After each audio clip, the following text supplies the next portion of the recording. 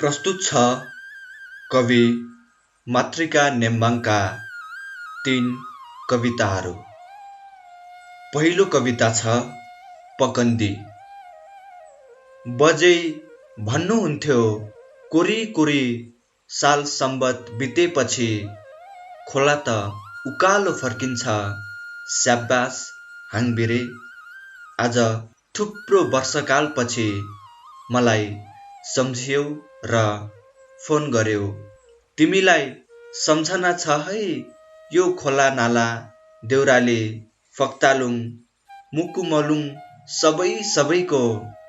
खै मैले त सोचेथे 7 समुद्र पर बिरानो मानिसहरूसँग पौठेजोरी खेल्दा खेल्दै उतै सोघामुरिक भयो कि त त्यतैको मोज मानी खान्कीले यहाँको याबेन र किनिमाको स्वाद पो भुल्यौ कि। मैले त सोचेथे 12 मासे वाइन र व्हिस्कीको चुस्कीमा यहाँको निखुर कोदोको तोबा र 3 पाने पो भुल्यौ कि त त्यहाँको रङ्गी चङ्गी फेसन पहिरनले ताघा मेखली र सिलाम साकमा पो भुल्यौ कि। खै आज पश्चिमबाट घाम उदायो क्या हौ, थुप्रो वर्षकालपछि मलाई सम्झियौ। तिमीलाई स्वागत छ है मेरो स्पन्दनबाट। तर हाङबिरे, तिमी त परको देशमा पराई पो भइसकेछौ। पत्थरबाट अभ्रक बने जस्तो, बादल मडारिएर बर्सात भए जस्तो, आफ्नै विरासत भुलेर अर्कै ग्रहको एलियन जस्तो। म निखुर एक्थुङ लयमा बोलु न हौ भन्छु, तिमी अघि ठुटे अङ्ग्रेजी मिसाइ पठाउँछौ। म तिमीलाई यो जगतभरिको माया मुन्धुम सुनाउँछु, तिमी नसुने जस्तो गर्छौ। म तिमीलाई हाक पारेर पालामको लय सुनाउँछु, तिमी पश्चिमे र्याप र फ्याउरे गीत सुनाउँछौ। म च्याब्रुङको तालमा नाच्नु पर्छ है भन्छु, तिमी चाहिँ बेली डान्स र काब्रे डान्स दिनु पर्छ भन्छौ। यसरी त हाम्रो गफ सुनेर घरको कुल देवता रिसाउला जस्तो छ। मेरो दौतरी हाङबिरे भन्छ कि हौ हाङबिरे, सेकमुरी फुल जस्तो हाम्रो वैंश र तम्बरभन्दा लामो हाम्रो जीवनी। सर्लक्कै बिर्सेछौ क्या हौ हाम्रो जुगको पुरानो मेमोरी टेप। मथिङ्गलमा घुसाएर एकचोटि सम्झी हेर त। आहा, उभिएर देउरालीको डाँडामाथि बिरहको सुसेली खेल्दा फक्तालुङबाट सरर बतास आउँथ्यो। हाट बजार मेलापातमा पकन्दी खेल्दा तरुणीहरूले हामीलाई नै खोज्दै आउँथे। आहा, सोल्टिनीहरूको पैकारी जाँडको सुरमा हामीले पालाम गाउँदा सिङ्गो रात एकै मिलिकमा झ्याङ्गै हुन्थ्यो। तिम्रो मिठो पालामको लयमा लट्ठै नहुने को थियो र? राम्री राम्री तरुणी जति सबै तिनै मात्र हुने। ए हाङबिरे, पर भारापे माइलीसँग 3 दिन 3 रात धान नाचेको चाहिँ बिर्से नभन ल। तिमी पनि अजिबको मुला, ढाकरभरि नुनको भारी बोकेर बाटोभरि पकन्दी लगाइहाल्थ्यौ।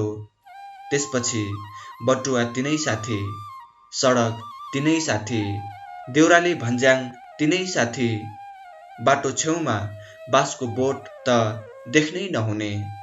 तिमी आफ्नो नाम र ठेगाना लेखिहाल्थ्यौ। तिम्रो तरुणीहरूको चिठी मात्रै जोख्यौ भने 5 धार्नी पुग्थ्यो होला। त्यति मात्र कहाँ हो र पर्वते बोल्नु नजानेर गीता मिसले तिम्रो कट्टु भिज्ने गरी गोदेको मेरो आँखै अघि छ। म त लाहुरे हुँ भनेर भैँसीको पुच्छरमा झुन्डिँदा भैँसीले टाउकोमा मुतेको हिजो जस्तै लाग्छ। तरुणीहरू अघि हिरोको एक्टिङ गर्दा तिम्रो पाइन्ट फाटेको बिर्सियौ क्या हौ? छ्या, लु छोडिदेऊ हौ यस्ता झ्याउ कुराहरू। तिमीलाई द्वापर युगको कथा जस्तो लाग्न सक्छ, तर हाङबिरे अचेल गाउँ बस्तीमा च्याब्रुङ बज्दैन। बस्तीहरूमा उहिले जस्तो हाट बजार लाग्दैन। उजाड उजाड इक्सा खाम्बेक देखेर तागेरा फुड रोइरहेछ। मेरो बिन्ती छ हाङबिरे, त्यो उत्तर आधुनिक कङ्क्रिटको सहर त्यागेर हाम्रै अर्ग्यानिक बस्तीमा आऊ। पुनः आफ्नै सभ्यतामा बाँचौँ, पुनः आफ्नै विरासतमा रमाऊ। फेरि एकचोटि देउराली डाँडामा उभिएर धित मरुन्जेल पगन्दै खेलौँ र पुनः इक्सा खाम्बेकको शिर उठाउँ। दोस्रो कविता छ सुपरसोनिया समाजवाद। बिस्तारामा डङरङ्ग ढलेको छ एउटा निर्दो शरीर। घरि आन्द्रा भुँडी निस्केला गरी खोक्छ, घरि दम फुलेर खलाती जस्तो फुक्छ। असरल्ल छरिएका छन् सामर्थ्यहीन दबाईका खाली शिशीहरू। छेउैमा बसेर थालमा जोर बेजोर अक्षता लडाउँदै जोखाना हेर्दैछ फेदाङ्बा। आयुको नापतौलमा शिरमा पानी छर्किँदै मन्त्र फलाकिरहेछ। मानौ सिलाम साकमा मुन्धुमले हार्नेछ मृत्यु। कुथेर शिरमा अस्तित्वको पगरी, कसेर कम्मरमा स्वाभिमानको पटुकी, भिरेर काँधमा समाजवादको इन्द्रधनुष, उमारेर मस्तिष्कमा ज्ञानको पुञ्जहरू। जीवनभर हिँडेको हो मास्टर, फक्तालुङ उकालो ओह्रालो। अचेल मास्टरको वैंश ढल्क्यो, मास्टरको कपाल फुल्यो, शरीर जीर्ण बन्यो। फक्तालुङभरि फुल्ने जीवनको घाम अब काँध काँधतिर पुगेको छ। सिन्दुरे रङमा उसको जिन्दगीको किरण। कलम समाउने उसका औँलाहरू, अचेल थर थर काँप्छन् ज्ञान। विज्ञान र शिक्षाका आवाज बोल्ने उसको ओठ मात्र बरबराउँछ। जीवन र जगत हेर्ने उसका आँखाहरू टिलपिलाउँछन्। विरासत थाम्ने उसका पाइतलाहरू लर्खराइरहेछ।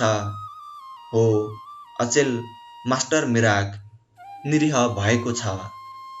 मास्टर मिरागले पढेको थियो मार्क्सवाद, लेनिनवाद, माओवाद, बुद्ध, गान्धी, मण्डेला र फाल्गुनन्द, र पढेथ्यो सबै क्रान्तिका इतिहास। त्यसपछि जब पढ्यो मास्टर मिरागले आफ्नो देश, आफ्नो इतिहास, आफ्नो सभ्यता, श्री 5 पृथ्वीनारायण, श्री 3 जङ्गबहादुर, लाल मोहर र मुलुकी ऐन 1, 9, 10 झट्ट हेरेर आफ्नो अनुहार ऐनामा जोखे समानताको तुलोमा आफ्नो ओजन र निस्के आफ्नो अनुहारको खोजीमा। सरकारी अड्डा अफिस, प्रशासन, न्यायालय, तर कतै भेटेन आफ्नो जस्तो अनुहार।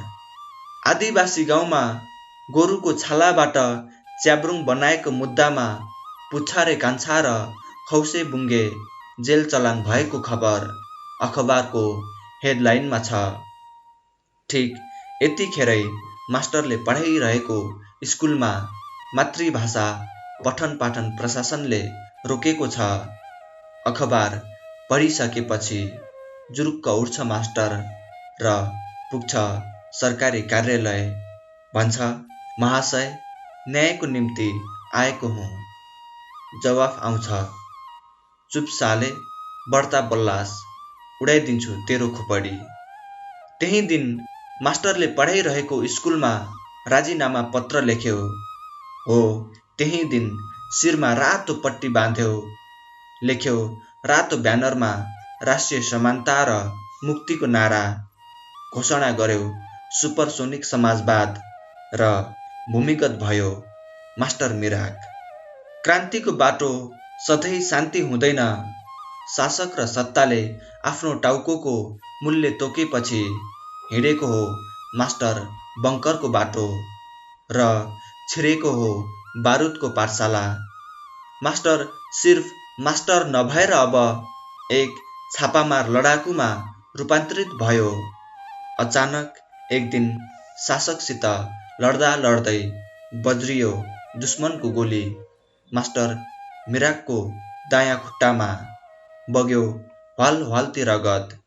त्यही लतपतिएको रगत र कुल्चेको माटो उठायो मुठीमा र लेख्यो माटोमा गणतन्त्र र समाजवाद जिन्दाबाद।